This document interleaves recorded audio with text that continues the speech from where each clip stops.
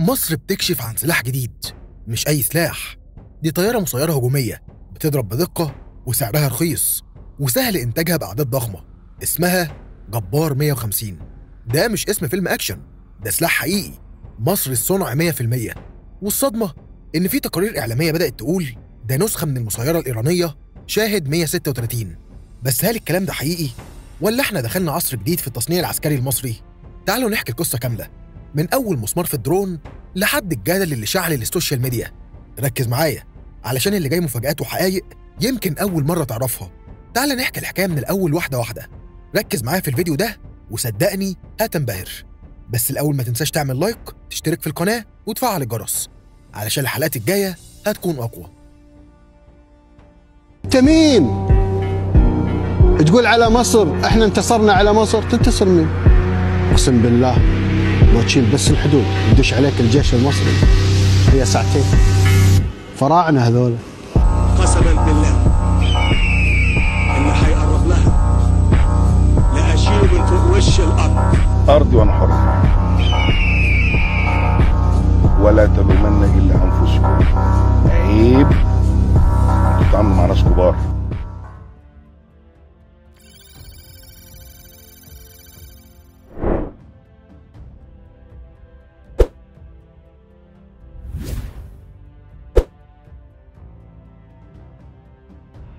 جبار 150 هي مسيرة هجومية، يعني طيارة بدون طيار بتضرب هدف واحد وبتنفجر فيه وبتخلص المهمة. وزن الرأس الحربي بين 40 ل 50 كيلو جرام، مدى الطيران 150 كيلومتر، السرعة 200 كيلومتر في الساعة. أنظمة التوجيه GPS وخوارزميات توجيه بسيطة. التصميم بيطير على ارتفاعات منخفضة علشان الرادارات ما تلقطهوش. التكلفة منخفضة جدا مقارنة بأي طيارة عسكرية. المكونات تجارية وسهلة التوفير، وده معناه إننا قدام نوع جديد من الأسلحة، رخيص، فعال، محلي، سهل الإنتاج. بس خليني أقول لك إن قوة السلاح ده مش في أرقامه بس، لكن في فلسفة استخدامه. يعني إيه؟ يعني لما دولة بتقرر تدخل سباق درونز مش بس علشان تمتلك سلاح، لكن علشان تغير قواعد المعركة. جبار 150 معمول بفكر جديد، فكر إنك تضرب العدو من غير ما تنزف. كمان تصميمه أحادي الاتجاه بيخليه مثالي للعمليات النوعية. الطيارة بتروح هدفها وتنفجر فيه زي صاروخ بيفكر، وده بيديها أفضلية في المهام اللي بتحتاج دقة عالية وتنفيذ سريع. يعني ممكن تدخل جوه مناطق محصنة أو تضرب أهداف متحركة لو تم تطوير الخوارزميات. الأهم من كده إن تصنيعها المعتمد على مكونات متاحة محلياً بيأمن الجيش في أوقات الحصار أو التوتر. يعني حتى لو بكرة حصلت أزمة عالمية، مصر تقدر تكمل إنتاجها من غير ما تمد إيديها لحد. وده مش مجرد سلاح، دي رسالة إننا بنعرف نفكر وننفذ. بعد الإعلان عن جبار 150، الإعلام الإيراني وتحديداً وكالة مهر قالوا إنها شبه المسيرة شاهد 136 اللي هي مسيرة انتحارية برضه استخدمتها إيران في هجمات على تل أبيب وفي الحرب الروسية الأوكرانية. بس اللواء سمير فرج رد وقال إحنا ما خدناش الطيارة، إحنا خدنا الكونسبت، يعني الفكرة العامة، إنك تصنع سلاح فعال بمكونات متاحة تجارياً من غير ما تبقى مرهون لأي دولة. وده مش عيب، ده ذكاء. الفكرة هنا إنك تستفيد من تجارب الغير بس بطريقتك. إيران لما طورت شاهد 136 كانت تحت حصار اقتصادي، فاضطرت تستخدم مكونات تجارية، لكن مصر خدت الفكرة وطورتها مش نسختها. التشابه في الشكل ما يعنيش إن جبار 150 نسخة، لأن جوه الطيارة في فرق كبير، نظام توجيه مختلف، تصميم داخلي مخصص، وبرمجة محلية. والأهم إن مصر بتعلن عن السلاح ده في معرض دولي قدام شركات ومراقبين من كل حتة في العالم، وده دليل إننا واثقين من منتجنا. ولو فكرنا بصراحة، هو فين العيب إنك تتعلم من تجربة ناجحة؟ كل الجيوش بتعمل كده. أمريكا خدت من الروس، والروس خدوا من الألمان، وإحنا بناخد ونعيد الصياغة. ده تطور طبيعي لأي قوة عسكرية عايزة تثبت نفسها. فبدل ما نتكلم عن تقليد، لازم نتكلم عن تطوير ذكي. واحدة من أهم النقط اللي تم التأكيد عليها إن مكونات جبار 150 كلها تقريباً تجارية، يعني مش محتاج تستورد شرائح إلكترونية حساسة ممكن الدول تمنحها وقت الحرب. وده درس اتعلمناه من الحصار اللي اتفرض على إيران، واضطروا يستخدموا المتاح عندهم. ومصر بدأت تطبق نفس الفكرة، لكن بتقنية أفضل ورؤية استراتيجية أوسع. الفكر الجديد هنا بيقول ما تخليش سلاحك مربوط بمورد خارجي. يعني أنت في لحظة حرب تلاقي نفسك مش قادر تنتج لأن في دولة قررت توقف تصدير شريحة أو موتور، وده أخطر من الرصاص. التصنيع التجاري المحلي هو الضمان الوحيد إنك تقدر تكمل الحرب مهما حصل. والأهم إنه بيفتح لك مجال لتطوير تكنولوجيا خاصة بيك وتبني خبرات محلية. مصر بدأت تستثمر في ده من زمان، من أول برامج الجامعات الفنية للكليات العسكرية للمصانع الحربية، كله بيشتغل في اتجاه واحد، إنك تبقى مستقل صناعياً، خصوصاً في مجال حساس زي السلاح. يعني النهاردة جبار 150، بكرة ممكن يكون عندك جيل جديد منه بمدى أطول ورأس حربي أكبر وأنظمة توجيه بالذكاء الاصطناعي، والفضل في ده إنك بدأت تعتمد على نفسك. وده معناه إن كل درون مصري بيطلع من المصنع هو خطوة ناحية السيادة الكاملة. الحرب الروسية الأوكرانية علمتنا درس مهم، إن الطيارات بدون طيار بقت عنصر حاسم في المعارك، بتقدر تعمل استطلاع، هجوم، تشويش، وكل ده بتكلفة بسيطة جدا.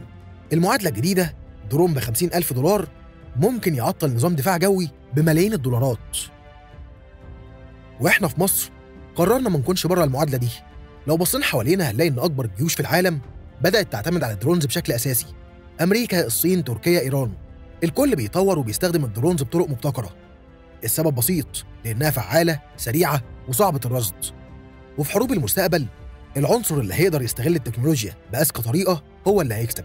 مش لازم يكون عندك أكبر جيش، لكن لازم يكون عندك أذكى جيش، وجبار 150 بيحط مصر على الطريق ده. في سيناريوهات كتير ممكن تستخدم فيها الطيارة دي، لو عندك هدف في عمق العدو، أو لو عايز تربك أنظمة الدفاع عنده قبل ما تضرب بالصواريخ التقيلة. يعني ببساطة الدرونز بقت جزء من منظومة القتال، مش حاجة إضافية.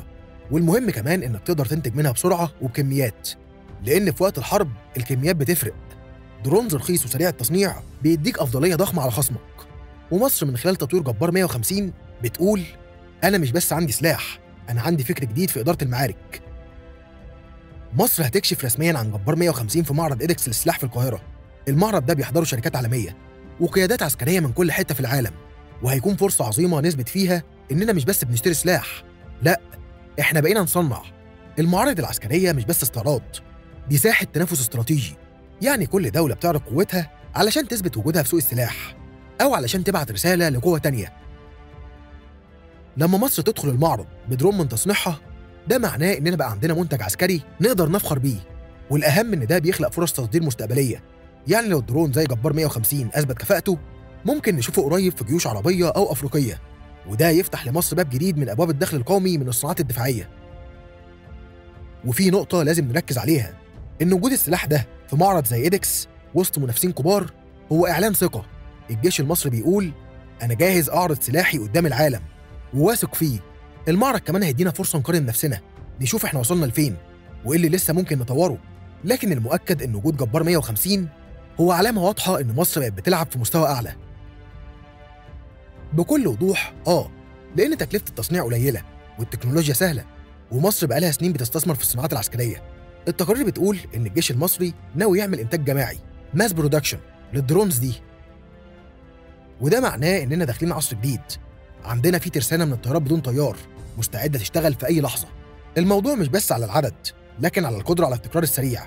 يعني لو تم تدمير مجموعة نقدر نطلع غيرها في أيام مش شهور، وده عنصر حاسم في أي مواجهة طويلة.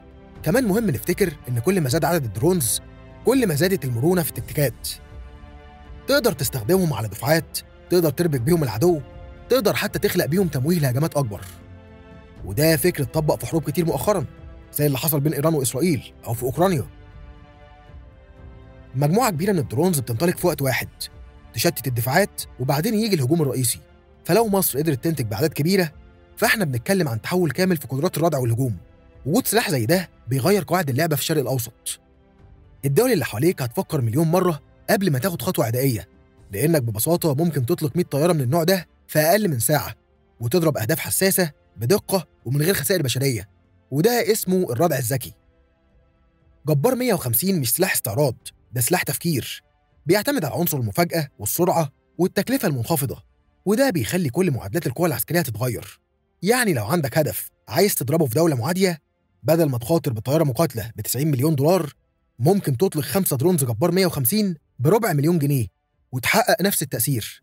والمعادلة هنا واضحة، مين يقدر يصمد أكتر؟ اللي عنده سلاح رخيص وقابل للتكرار، ولا اللي بيعتمد على سلاح باهظ ومعرض للخسارة؟ احنا في مصر بدأنا نفكر بذكاء، نردع خصمنا مش بالخوف لكن بالواقعية. لو هتفكر تتهور، أنا عندي 1000 جبار 150 جاهزين يطلعوا في أي لحظة. اللي بيحصل ده مش صدفة، ولا استعراض، احنا داخلين على مرحلة جديدة فيها جيش قوي واقتصاد تسليحي محلي وفكر استراتيجي متقدم. هل جبار 150 مجرد بداية، ولا دي أول خطوة في سباق تصنيع تسليحي مصري خالص؟ اللي أكيد إن المستقبل في السماء، وحاليا جبار 150 هو أول طائر في السرب. بس كده. وزي ما بنقول دايما على قناة علشان لو حد سألك، لو لسه بتتفرج لحد دلوقتي شكرا إنك كملت معانا لآخر الفيديو. لو عجبك التقرير ما تنساش اللايك والاشتراك علشان يوصل لك كل جديد. نشوفك في الفيديو الجاي. سلام. انت مين؟ تقول على مصر احنا انتصرنا على مصر، تنتصر مين؟ اقسم بالله لو تشيل بس الحدود يدش عليك الجيش المصري هي ساعتين. فراعنه هذول. قسما بالله اللي هيقرب لها لأشيله من فوق وش الأرض. ارضي وانا حر، ولا تلومن الا انفسكم. عيب